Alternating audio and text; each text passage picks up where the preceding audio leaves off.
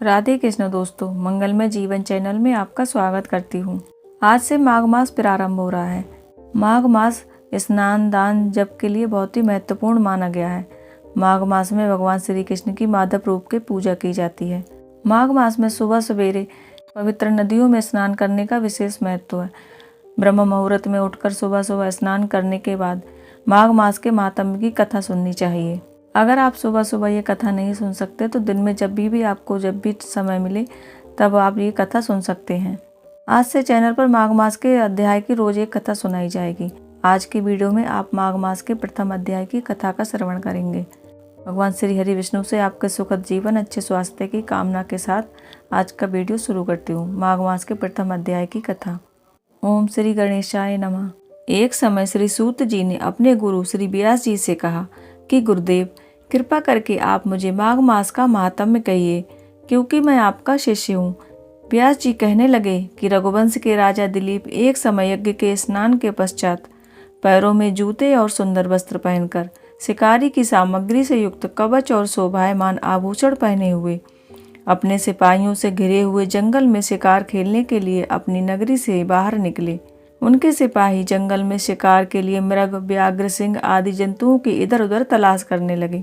उस वन में वनस्थली अत्यंत शोभा को प्राप्त हो रही थी। कहीं कहीं मृगों के झुंड फिरते थे, कहीं गीदड़ अपना भयंकर शब्द कर रहे थे, कहीं गैंडों का समूह हाथियों के समान फिर रहा था, कहीं वृक्षों के कोटरों में बैठे उल्लू अपना भयानक शब्द कर रहे थे, कहीं सिंगों के पद चिन्हों के साथ घायल मृगों के रक्त से भूमि लाल हो रही थी, कहीं दूध से भरे थनों वाली सुंदर भैंसें फिर रही थी, कहीं पर सुगंधित पुष्प, हरी भरी लताएं वन की शोभा को बढ़ा रही थी, कहीं बड़े बड़े पेड़ खड़े थे तो कहीं पर उन पेड़ों पर बड़े बड़े अजगर और उनकी केंचुलियां भी पड़ी हुई थी। उसी समय राजा के सिपाहियों के बाजे गाजे की आवाज सुनकर एक मृग वन में से निकलकर भागने लगा और बड़ी बड़ी चौकड़ियां भरता हुआ आगे बढ़ा। राजा ने उसके पीछे अपना घोड़ा दौड़ाया, परंतु मृग पूरी शक्ति से भागने लगा। मृग कांटेदार वृक्षों के एक घने जंगल में घुस गया और राजा ने भी उसके पीछे वन में प्रवेश किया, परंतु मृग दूर जाकर राजा की दृष्टि से ओझल होकर निकल गया।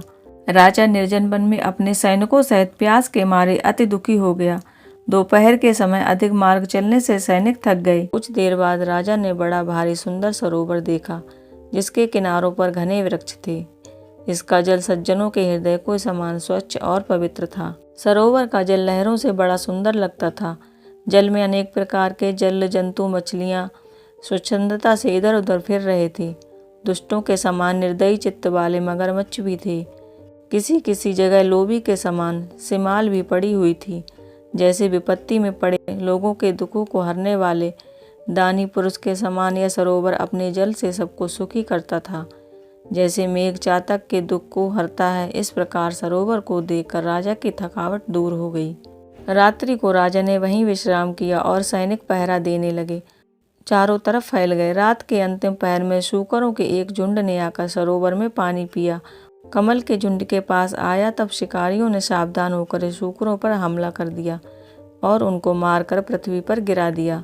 उस समय सब शिकारी कोलाहल करते हुए बड़ी प्रसन्नता के साथ राजा के पास गए और राजा प्रभात हुआ देखकर उनके साथ ही अपनी नगरी की तरफ चल पड़ा, जिसका शरीर तपस्या और नियमों के कारण बिल्कुल सूख गया था, जो मृगछाला और बलकल पहने हुए था और नख, रोम तथा केश धारण किए हुए था।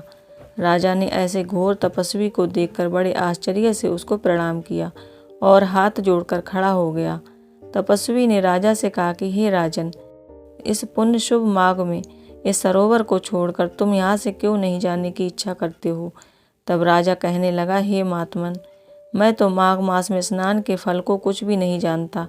कृपा करके आप विस्तार पूर्वक मुझे बताइए। आज का अध्याय यहीं पर विराम होता है।